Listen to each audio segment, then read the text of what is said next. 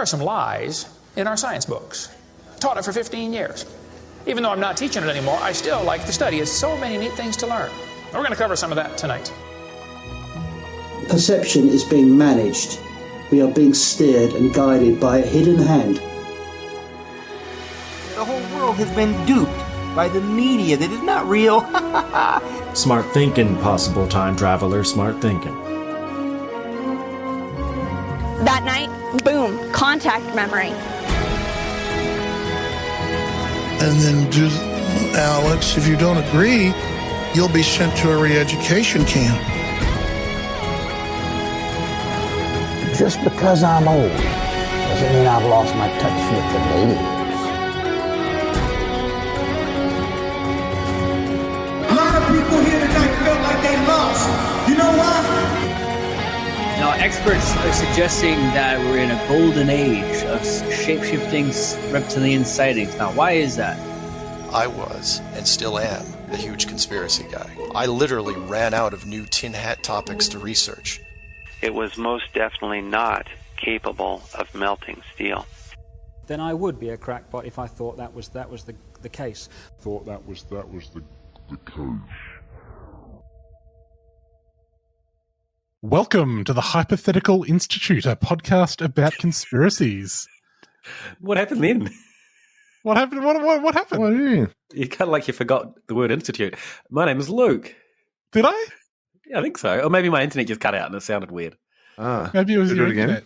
Let's look at the possibilities, shall we? Either I forgot the name of the podcast, which I've been doing for over 4 years. Yeah, I've said 200 times, yeah. Or the internet in Westport, New Zealand, might be a little shaky. Cam, I'm not even in Westport. I'm in Cape Foulwind. We don't even have landline internet out here. We have to get a little satellite thing. Yeah, so it's two possibilities. We can go back to the tape though. If you're listening to this, you can hear whether I said Hypothetical Institute. I'm pretty sure I did, right? Salty? I am Salt. All right. And I'm Cam. What a cool intro. To be honest, I wasn't paying attention. Hey Cam, before we get started, mm-hmm. Congratulations on winning a journalism award. Hey. Thank you. What was the award? Best Radio Program Talks at the Community Broadcasting Association of Australia Awards. The commies. Oh. Yeah, maybe. They call them the commies. How exciting, Cam? Did you know you were going to win an award? Well, I knew I was nominated. As a top award-winning radio journalist, I try to keep it across these things. Yep. But to be honest, I did not expect us to win at all. Because I looked at all of the other people that were nominated, I was like, oh, geez, they're really good. That's nice to then win. Yeah. So 2/3 of our podcast hosts have won journalism awards. Oh, really? What award did you win, Salty? Mate, it was a few years ago now. I don't like to talk about it that much. Which is a remarkable achievement for a podcast of such high quality. Indeed. Yeah. Can we also not, I would also like to put it on the record that I have been in every list of the best political memes of the last decade that gets published. Yeah. So not to minimize my involvement in the realm of, commentary. Renowned political satirist. Yeah. Andrew Saltmarsh. Yeah. We've got a star-studded lineup, really. If you look at how many lists of the top 10 Australian memes that Salty's been in, for his contribution to the discourse of Bill Shorten with a mullet, I would say we are 3 for 3 for journalism awards. Absolutely. Yeah. Congratulations to us. Mm-hmm.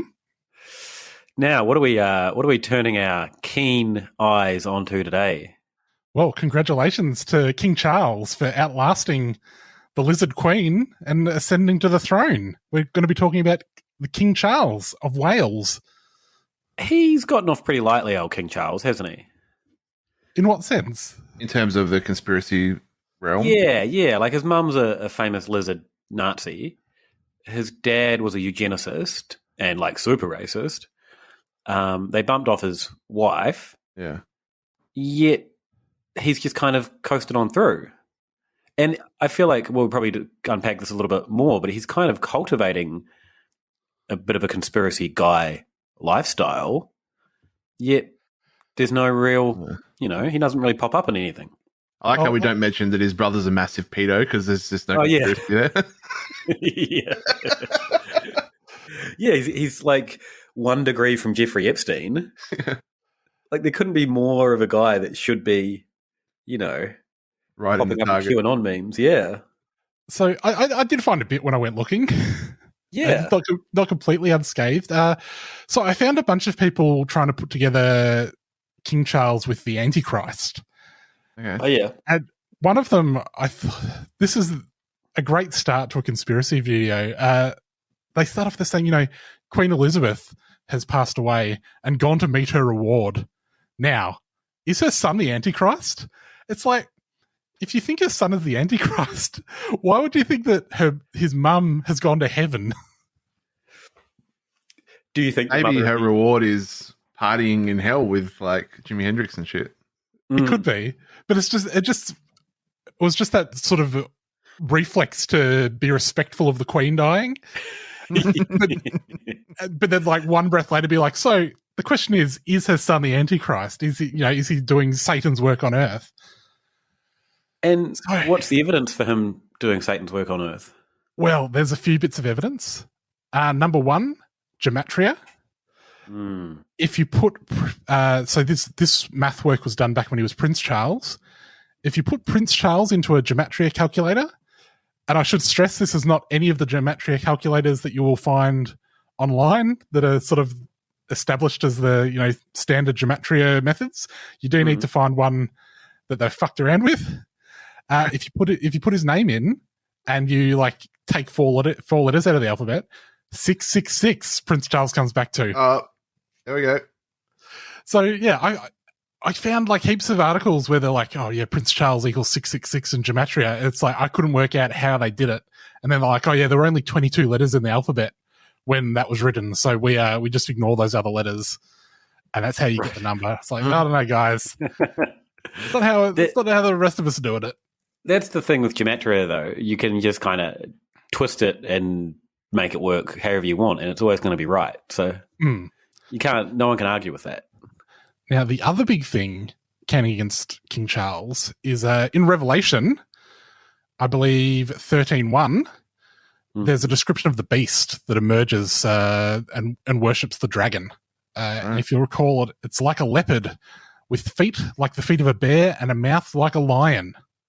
Oh. Now, I do invite you to peruse King Charles's coat of arms, which has an animal on it, which you would have to say has the head of a lion, so a mouth like a lion. It does have a body like a leopard, or alternatively, you might say it has a body like a lion, and it has feet like a bear, or you could also say it has feet like a lion. So it is a lion on the coat of arms, but if you were to like chop the feet off and put a bear's body on top, you'd be like, oh yeah, that could be a bear, because it's just a cartoon. It's not like a photograph. Yeah. Like if you took a photo of a bear's feet and put them next to a photo of a lion's feet, you'd be like, no, I don't think so. But with a cartoon, there's a lot more leeway. So those are two ways of looking at it. You could say either King Charles's coat of arms is an exact description of the beast from Revelation, or you can say it's nothing like it. So two options there. Now you say a lion and a leopard. Did you know that a lion is the silver hallmark for sterling silver, and that the leopard head is a silver hallmark for silver that was hallmarked in London or made in London? You know what? I didn't know that. Where's the center of the bloody royal family at? I think I knew this. I think I knew this from the last time you revealed uncanny silver marking knowledge. So yeah, probably. I think that information did exist in my brain, but I could not have pulled it forward without your reminding. Well, there you go. Also, who loves stockpiling their wealth in silver? Cook cunts. That is true. Exactly. They do. Right? Also, the flag of Wales, I think it is a dragon. As per, the dragon that's worshipped by the beast. Right. Now, I did, at this point in my research, I did get sort of distracted because the prince of, like the Prince of Wales, or the whatever of Wales, that flag, that coat of arms, anyone who's like associated with that gets to have their own sort of version of the coat of arms, so that they get like the little lion. And so there's all of these remixes. So like Augusta of Saxe Gotha, who was the wife of Frederick of Wales, had the lion and then had like a unicorn. Diana Spencer had the lion, and then it was like I think a griffin.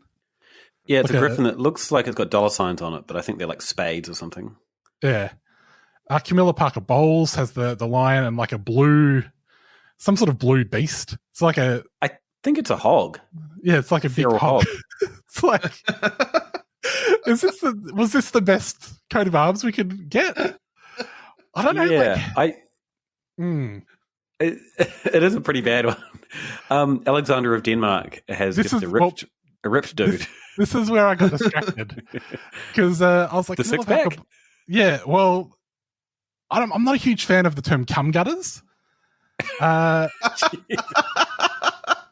a lot of people, right? Because it's like, why are they cum gutters? Like, I get it, but like, why? Why is so much cum collecting on these abs that they've become cum gutters? But you would have to say that the coat of arms of Alexander of Denmark, which features a wild man standing in a sassy pose, I would say. Yeah, he's got a bit of sass. He's like just sort of leaning casually on the rest of the coat of arms, but he's got a little bit of a kink to his hips. And he is jacked to fuck with gutters you could only describe as being primarily designed for collecting cum. What? Are we a podcast that says the phrase cum gutters? When did this happen? I'm not, like I said, not a fan of the phrase. Yeah, you've just dropped it like 8 times. It doesn't make any sense, but when it fits, it fits. And this guy is jacked to the max. Wow, I'm sorry to anyone that had to hear that repeatedly. It's not just his abs, like his knees are jacked.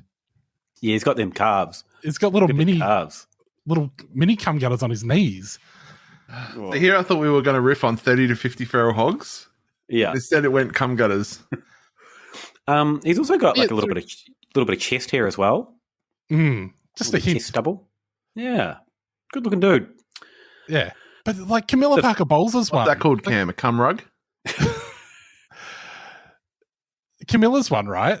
Yeah. Like, do they have a say in it? Or is this like some creep at the palace who's like, I'm in charge of the coat of arms? What's and this interesting is what it has to be. Some of them have a chain attached to them, like they're chained to the prince, and others don't. So she has. I'm sure there's a reason for this. Anyway, yeah, hers is bizarre. I recommend looking them up on the Wikipedia page for coat of arms of Prince of Wales, because they're interesting, aren't they? I would also say that pig is jacked. We don't get like a front-on view, so we can't see the abs, but it looks like it's been working out. Yeah, he's got a... I'm looking at it. It looks like he's got a little stonker on as well. Yeah, is that a That is the lion. The lion, both of them just rigid as. What's going on there?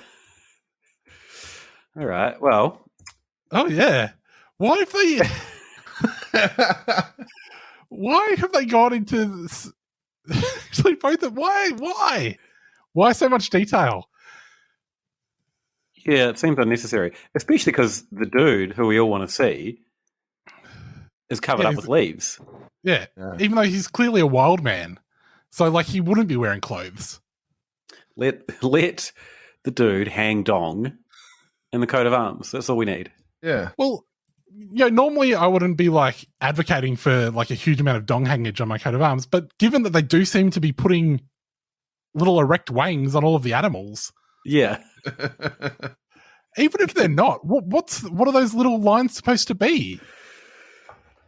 Right. It's a mystery for the ages.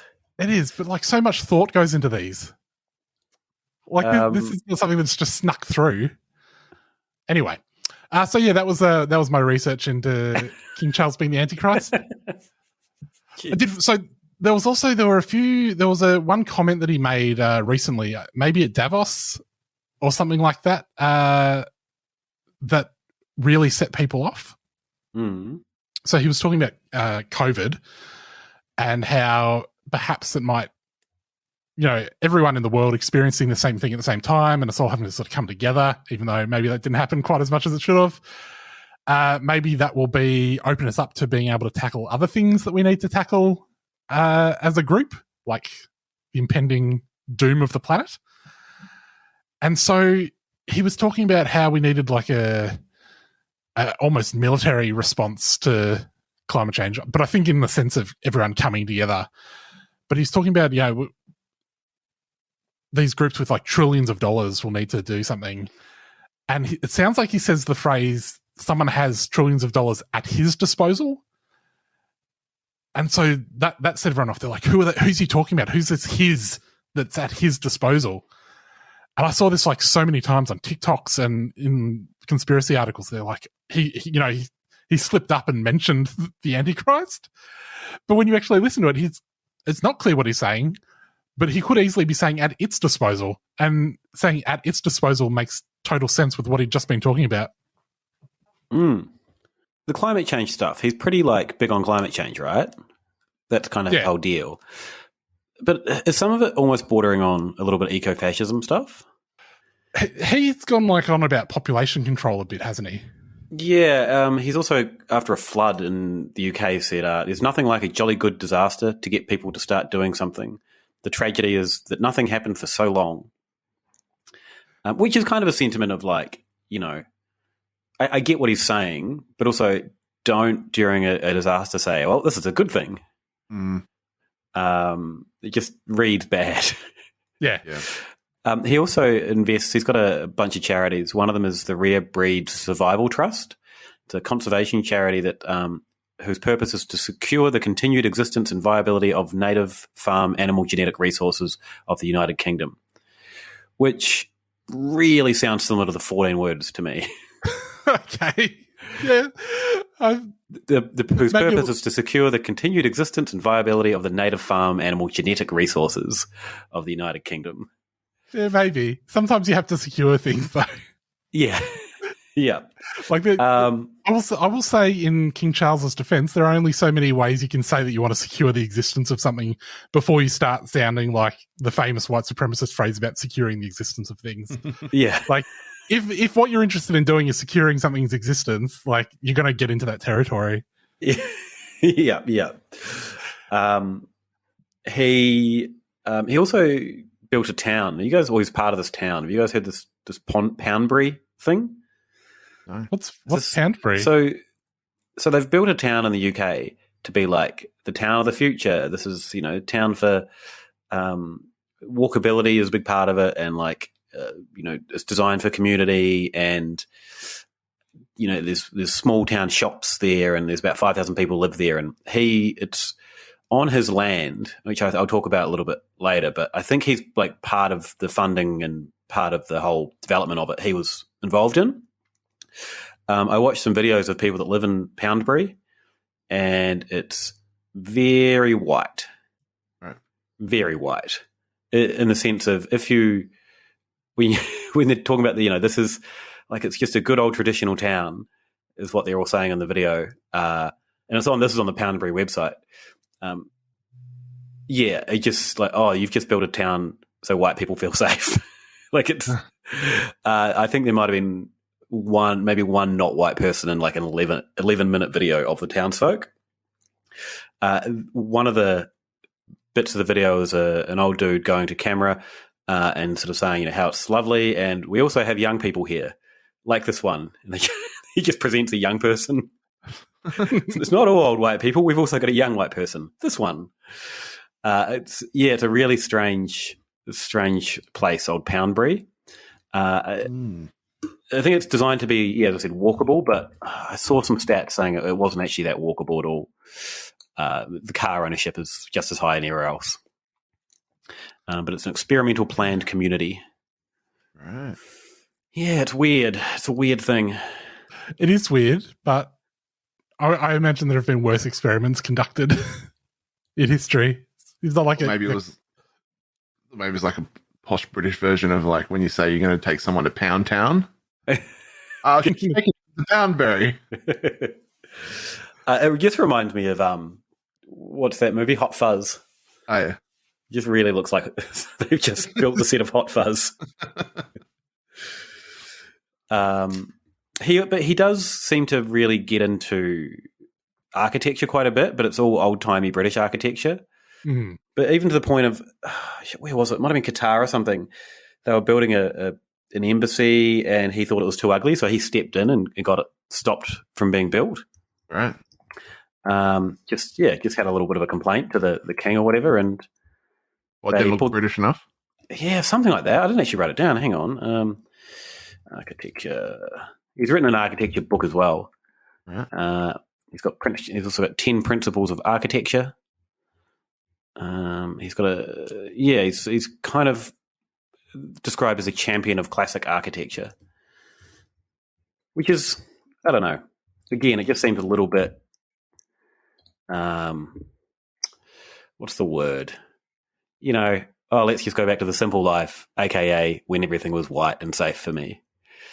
There's a headline, this is about the Qatar one, how Prince Charles triggered an $81 million headache for the Emir of Qatar.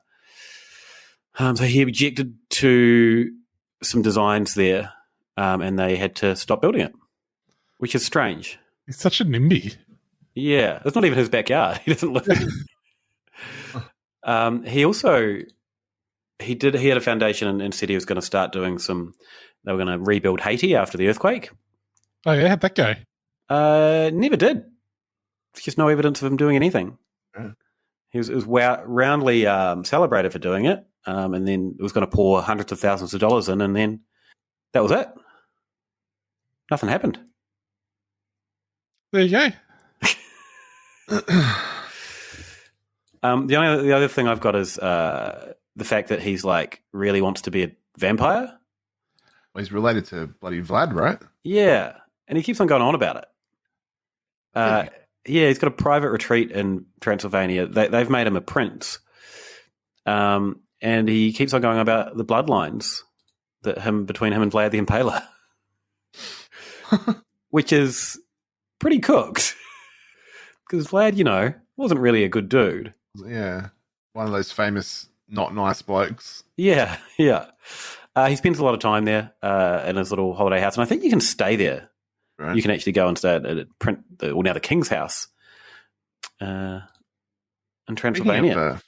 Speaking of vampires, I I drove past Luna Park yesterday. They've only just popped a couple of big fangs on it. Oh yeah, that's pretty good. A couple of big vampire fangs with a bit of blood. Oh my goodness! Get into the spirit of things. Spooky season and all that. I'm just looking at the cost to stay at his cottages in Transylvania. Yeah. Not that expensive. Right. We can get a room for €109. Oh, I mean that area of Europe's not that really expensive anyway, is it? Isn't it? I don't know. Yeah, I guess so. Maybe that's why he likes it so much. Out in the east. It's kind of eastern, isn't it? Yeah. Near Bulgaria and all that kind of stuff. Just seeing what the writer's room. There's lots of different rooms there. Let's have a look. See what it costs to get the writer's room. A couple of €100. Yeah. Get some breakfast included. That's pretty good. Maybe I'll do that one day. Now, the other sort of thing about Prince Charles that is relevant to us is that he's like a homeopathy weirdo. Is he? Oh, yeah. So he had a company called, or like a foundation called the Prince's Foundation for Integrated Health, right. Which he tried to get. So he was trying to get like homeopathy and like alternative medicines listed on the NHS, the National Health Service. So his foundation did get shut down like 12 years ago after a whole bunch of money laundering happened there. Right. But he throughout like the 90s and early 2000s, he got slammed a bunch of times because firstly, a bunch of like he had like a health foods or like alternative medicine company that sold just complete bullshit stuff, like a detox tincture. But he also got pinged he gave a speech where he talked about the benefits of coffee enemas for curing cancer. Really? Yeah. Let's get some coffee up your Jaxie. What was the context of the speech? Like, was it a health conference? Well, I think it was an alternative health conference. Yeah, right. He's a weird dude, eh? Yeah. There's a lot going on there. With the footage of him getting really narky when his pen wasn't in the right place. Did you guys see that? Yeah, that was endearing, though. Was it? Oh, yeah. We've all been there when our mum's just died and the pen doesn't work. Yeah. Yeah, right. Okay, fair enough. You're trying to deal with your mum dying. You don't want a pen leaking all over yourself. Or like the bloody tray getting in the way when you're trying to sign something. Wasn't it like he was just outraged that something was slightly in the wrong place, though? Are you talking about when he was like, this bloody pen fucking cunt? Or are you talking about when he was like trying to get someone to move the little pen tray out of the way? Yeah, the little pen tray. He's like yeah, face. Yeah. I hate this. That's what he said. But I guess, I don't know. It is fun. I would say, Robbo, you've got it in for poor old King Charles. I mean, the evidence is there. You've said how he's the Antichrist. Yeah. Really mad for becoming a Vlad the Impaler relative. He loves a little bit of eco-fascism. I don't think there's nothing to like about him. Well, this is the thing, though, right? I'm like, yeah, he's the Antichrist. That's something to have a go at him about. Yeah, he's told people with cancer to stick coffee up their ass. Yeah, have a go at him over that. And you're like, oh, he was a bit narky when his mum died and there was a pen in the way. It's like, what a bastard. Yeah. Yeah, be nice. Be a nice guy. You're the king. Act kingly. Cut him some slack. Had someone come in the other day and ask about the photo of him that used to be on the wall in the brewery. Again? Yeah. Like, oh, didn't there used to be a photo of Prince or now King Charles there? I'm like, yep. Like, where is it? I'm like, not there. It's gone. Yeah. I'm not a. I mean, I'm coming from a place of bias. I'm not a huge fan. You're massively biased, but I don't think the evidence. Maybe for all the wrong reasons. Maybe that was a draw card, mate. Get your bloody Prince portrait back up. I'm not getting it back up. The people that it's going to bring in, I don't want. Actually, I do want them. Yeah. Sorry to anyone that's a royalist out there. Oh, last time we did a royal episode, and I think I got mad about like who chooses the Queen, and we could just not choose one and just say we're not doing it anymore, or they could just choose whoever. And someone got in our Menchies and like explained it. The British succession, I found the tweet, just caught up with episode 175. British succession determined by Succession to the Crown Act passed by all of Queen's realms in 2015. The Queen doesn't get to choose who succeeds her. Yeah. Well, thank you for that information. Yeah, that seems like a sensible way of doing it. Does it? Yeah. No, not in terms of, obviously there shouldn't be a king or queen at all, but in the sense that you should have it worked out beforehand who's going to be next. Yeah. You don't want a King Ralph situation. Yeah. It's funny that they worked that out before this happened. And it wasn't you that just found the loophole that everyone had missed. That's weird. Can I just put it out there? I would love a King Ralph situation. Yeah, I don't think I've seen King Ralph. Can you explain the plot? So there's all the royal family, gather for some event, and they all stand in one spot to get a photo, and then there's like all water on the ground, and the electrical camera equipment like electrifies and kills the entire royal family. So they're like, oh shit, we don't know who's supposed to be the king or the queen now because they're all dead. So they do a big, like, I don't know, what at the time was like today's bloody Ancestry.com DNA search to find out who out in the world is like the closest relative to all of them. And it turns out that it's like John Goodman, who's like a... John Candy? No, John Goodman, who is a bloody down home guy, American. He's a schlub, right? Yeah, he's a schlub, and he becomes the king. But then they find out afterwards that like the dude who was like the butler or something, or the head of the household is actually also a relative. So they're like, "Oh, no, mate, you just do it. You're much more suited." Spoiler alert: he doesn't stay king. Like John Goodman doesn't stay king. He's got to get back to Roseanne. Yeah. Who's helping Roseanne look after Darlene and the gang?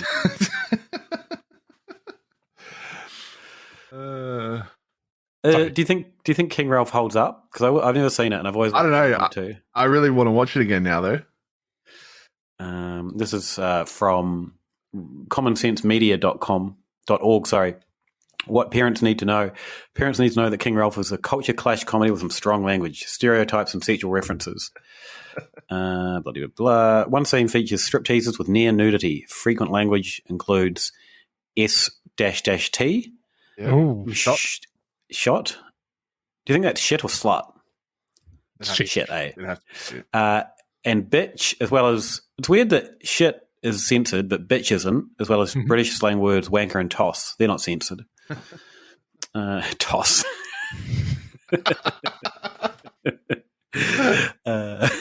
In a section that plays up to harmful stereotypes, Ralph entertains an African king and addresses him in a dialect sometimes lazily attributed to African Americans. They also take part in a spear throwing contest. The movie features some cigarette smoking and alcohol consumption, but not to excess. Okay. One review does not belong on Family Favourites DVD. This person got it thinking it was safe for their 8-year-old. Boy, I was wrong. Started out with 4 or 5 curse words in the first few minutes of dialogues. It only got worse. References to sex and sex acts. And that was only what I saw before I had to quickly fast forward past certain scenes when I anticipated trouble. All right. I think Ralph he becomes enamored with a stripper. Yeah, right. And an 8-year-old could, you know. I mean, I was probably 8 when I watched it. When did it come out? This lady's 91. I was 12. This lady's 8-year-old is just gonna be like determined to see it now. Yeah, it's just gonna become a real prize to see that full thing. Speaking of smoking in movies, this is completely unrelated. We watched Alien the other night, the first one. Yeah, yep. There is so much smoking in that movie. Space smoking. Yeah, they're just like, I don't know. Just even then, surely they knew smoking in space. Not a good idea. It's probably super dangerous. But like, there's almost not a scene where someone doesn't have a ciggy in their mouth. Even like, you know, they're doing like medical checks, fagging away. Would not have by that point in the future, shouldn't we have moved on from cigarettes, or was the suggestion that this is a dark dystopian future where everyone still loves a dart? Yeah, I think maybe, or was it just that the actors were like, I want to smoke? Yeah. It's also funny that the clothes they're wearing, they basically look like an inner city wine bar in Melbourne, the staff of a wine bar or something. Like, it's the current Melbourne trend. I'm sure this guy poured me a natural wine the other day. Anyway, good movie. Can recommend watching it. Yeah. I watched The Thing last night. Oh, yeah. People are just constantly sparking up doobs in that movie. Oh, yeah. Which seems like pretty loosey-goosey for some sort of, I would have thought, partially military-run science operation. John Carpenter? Yep. Yeah. I don't think I've seen that. That's a bloody good movie too. Yeah, well, I won't spoil it then, Robbo. But no, I did go through a bit of a John Carpenter phase recently, so I might. Big Trouble in Little China? Yeah, I mean, come on. Fucking the best. It's so good. We tried to find Halloween on a streaming service in New Zealand, and there's not at all. Right. All the sequels are available, the remake's available, but the original, nowhere. Right. Oh. Yeah, how can we celebrate Halloween without watching Halloween? I did see, I was looking at a streaming service yesterday, and they had all of the Friday the 13th, except for the original. Yep. But they did have like the 2009 remake of so I think that's the same here as well. So with that one too. So this was on Neon in New Zealand, which I think might be Stan equivalent in Australia, maybe. Or, what's the other one? Binge. Binge. One of those two. Yeah, it's really, really frustrating, isn't it? But it was like this was an interesting choice in our library that we're putting together. It's like, well, let's make sure we get Friday the 13th 7. And let's also make sure we get, like, I think the universally panned remake of the original. It'll be a licensing thing, right? I think they were like, let's reboot Friday the 13th, but I think they hadn't stopped making sequels at that point either. Yeah. There's some, like, I was looking at this the other day. There's a few, like, parallel timelines where you can pick and choose how you want it to play out based on. It's almost like an adventure book. If you want to see the Rob Zombie version where this happens, watch this one. If you want to see the rest of the universe where this doesn't happen, watch this one. Which is kind of fun. Choose your own adventure series. I don't think I've seen the reboot remake of Friday the 13th. Why would you have? Yeah, I don't know. It's just I saw the reboot of Nightmare on Elm Street. Saw the reboot of Halloween. But not that one. Weird. Have you guys watched any other spooky movies for Halloween? I watched the first episode of Guillermo del Toro's Cabinet of Curiosities. Pretty good. Remember when they brought out a new series of, like, Tales from the Crypt a couple of years ago? It was fucking awful. It was the worst bullshit ever. This is like this is what that should have been from the first episode. Oh yeah, that sounds good. But I'm not like I'm really sort of I'm really picky with scary movies that I watch. I can watch like things where there's just like sort of like a Jason Voorhees running around, always in plain view, just hacking people up and being like that. Anything that builds up tension to a huge amount, I'm out. Can't watch it. Oh really? Can't watch it. I watched everyone was like, oh, you got to watch this movie. What was it fucking called? Creep, I think. Was it Creep? It's got, what's his face in it? I can't remember. I'm pretty sure it's called Creep. You got to watch this movie. It's scary as fuck. And I watched the whole thing and I was just in a world of fucking anxiety the whole time. And I was just like, why am I watching this? I'm fucking a grown man. Like, why? I don't have to be making myself feel like this. I don't like when I have anxiety attacks. I love that I'm a grown man. I don't have to do this. Why am I like putting myself through this? I don't have to. You know what? If I don't want to watch shit like this, I actually don't have to. I don't have to put myself in a position to feel like this. Salty, was the movie Creep that you watched a simple found footage film considerably more complicated when unpacked through the lens of male relationships and gay panic? Creep. I don't know. Hang on, let me look. Did it have? I don't think so. Did it have Mark Duplass in it? No. Yes. Cam, I think you're looking at the... Oh, really? Yeah. Let's turn the found footage. Creep 2014. Ah. It's just like one of those things where it's like you're just always expecting this cunt to fucking jump out and scare you. Like it's like he invites... I can't remember what happens now. Someone's car breaks down and he's like, come stay at my house. And they're like, all right.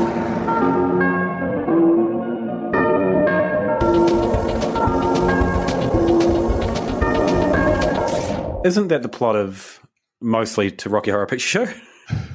Yeah, but there's far less fun songs in this one. Yeah, you got to get fun songs. But anyway, fuck. I just got to the end of it. I was like, I didn't enjoy a fucking second of watching that. I don't know why I didn't stop watching it. But I was watching it in like, hey, let's watch this movie. Okay, put it on, and I'm just like, this is not putting me in a good place. I'm tempted to watch this for two reasons. One, Mark Duplass said that this film was inspired by films like My Dinner with Andre, which seems like an interesting choice. Right. And two, what's My Dinner with Andre? Oh, it's like it's a movie about two guys having dinner. Okay. Is it Andre the Giant? It's not. It's not Andre the Giant. It's just a guy. I was getting ready to download that shit. Yeah. And two, some of Salty's movie recommendations in the past have, for me, been misses. What? So hello, a diss recommendation. So, what of Salty's favourite things do you hate, Cam? Yeah, what have been the misses, mate? What was that M. Night Shyamalan movie? I don't know. Old? Was it Split? Split? With fucking Oh, I know the one you mean with the guy. The one that you don't know it's you're the one that you don't know it's part of that Bruce Willis thing until like the very end. Yeah. Spoiler alert. Yeah, you very highly recommended that movie to me. Did I? And then I watched it and it was okay, but not. I remember it being okay. No, oh well, okay. Here's the thing: I remember it being okay, but I remember you raving about it. Right. You know what? I really enjoyed the twist at the end. Maybe I was like, man, the twist is great. All right. But the movie was fine, but the twist at the end was great. We have very different recollections of how you recommended this movie because it's something when you were like things Salty's fucking suggested in the past, and then you were like M. Night Shyamalan. I was like, what? I couldn't even name one of his movies off the top of my head. Salty, famously an M. Night Shyamalan stan. Right, okay. Obviously. What else? Can I just recount my recollection of how this movie was recommended to me? It was recommended to me by Salty as possibly the greatest thing that had ever been filmed. Okay. It was a modern Citizen Kane. I went and watched it, and it was fine, but it was not the most amazing thing I'd ever seen. And when how I know Cam's lying? Yeah. Because I haven't seen Citizen Kane. This is a generalization. This was the breaths that was being spoken of as one of the greatest films ever made. I went and saw it. It was okay. And when I talked to you again, I was like, it was okay, but maybe not the greatest thing ever. You're like, oh yeah, but I really liked it because it was like a secret sequel to Unbreakable, which is the greatest movie of all time. I think I've seen that movie once. Well, it must have been on your mind when we talked about it because I feel like Cam's massively gaslighting me here. I don't know what to believe. Are we in our own M. Night Shyamalan movie? Is that what's happening here? I watched Old recently, and I watched The Happening recently, and I loved them both, but I don't know if they were supposed to be bad. Like, I liked the campiness of them. Old is the one where people are on a beach? Yeah, they go to the beach and they get old. I haven't seen it. And like, there's just the way it's shot and some of the scenes, they're just really hokey, and like the dialogue's like really like Z grade kind of stuff. And same with The Happening. And I looked up reviews of The Happening. At the time, everyone's like, oh, this sucked. This was terrible. And after the fact, people are like, oh, maybe it was supposed to be bad. And then I think M. Night Shyamalan was like, yeah, of course it was supposed to be bad. Is that the one that's got Marky Mark in it? Yeah. And yeah, it's really like, it looks like a B movie. But I don't think that was the intent, but afterwards he claimed it was. Right. But I really enjoyed it. There's a kind of a funness to them. Greatest movie ever, The Happening. Cam's going to go watch them now and be like, Robbo, why were you raving so much about those two movies? You think I'm gaslighting you, but I feel like you're gaslighting me. You're still going. Yeah, no, I the only thing I remember about that movie being really, really good was the twist at the end. So Which you've just spoiled for everyone else. You do admit that you may have raved about it. So, any other movies have? I would feel like I wouldn't have raved about what happens at the end before you'd seen it. No, that's the thing. You didn't rave about what happened at the end. You just raved about it. I guess you weren't going to tell me the twist. So maybe you're raving. Maybe I was like, you should watch it because the end's worth the average film before it. Yeah, I think you would have been respectful of the spoiler, and so that would have, in your mind, it would have been all about the end, but you wouldn't have said that. Yeah. So I'm glad we've come around to my recollection. We all agree that that's what happened. No, I'm still not there. Well, Robbo, you don't. That come out in 2016. That's like Robbo, you didn't get a say in what happened. Yeah, I just go on vibes, and how well I know you both. And Cam, you don't have a great record of not being a trickster or a japester. No, just remembering who amongst us has won the most recent journalism award. Like the caveat. All right. And so that's the only one. Is that the only movie you can cite that I've been like, this is a great movie, and you've been like, yeah, what else, Cam? Yeah, no, otherwise you're on point. That's why the recommendation hurt so hard, because it's like he's always recommending good movies. Anyway. I don't think he is. Like, and I mean, he recommends good movies, but they're all little Big Trouble in Little China. Yeah, most of my great movie recommendations are the classics. Yeah. Which are great. Certainly great, but... All right. So the M. Night Shyamalan twist to our King Charles episode was that we spoke for 10 minutes about the time that Salty raved about Split. All right. Where can people find us, Robbo? Hypothepod on internet, mate. Twitter. you do this. I'm not good at this. You do it. Yeah, we're on Patreon. Thank you to Tammy, our Cook $33 sponsor. Thank you. Robbo, where can they find you? You can find us at the bar, 10 Lyndhurst Street, Westport. Hey. Yep. Slinging Bundy. Yeah, look at the patch of wall that's a different colour from the rest of it around it, where there used to be a picture of Prince Charles. Yeah, the beer patch of wall. Salty, where do people find you? Twitch.tv/The Salt. And of course, in the corridors of Civic Video in the M. Night Shyamalan section. And you can find me on Twitter at Sexenheimer, and you can also listen to my award-winning radio show, Yana Passaran, on 3CR. Look at it for wherever you get your podcasts. Yeah. Alrighty. Thanks, everyone. Thank you. Bye. Don't worry about a thing, except if all our world leaders are alien reptilians. I said don't worry about a thing, except maybe the fluoride in our water supply contains mind-altering drugs.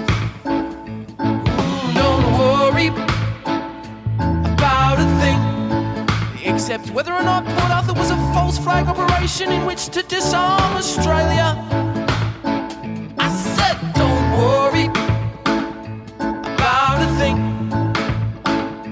Except you can definitely hear John Lennon say I buried Paul at the end of Strawberry Fields Forever. Ooh, don't worry about a thing, except not only did Bush do 9/11, but he also keeps the planes out in Area 51, which, let's not forget, where all of the aliens are. Don't worry about a thing, except Donald Trump is clearly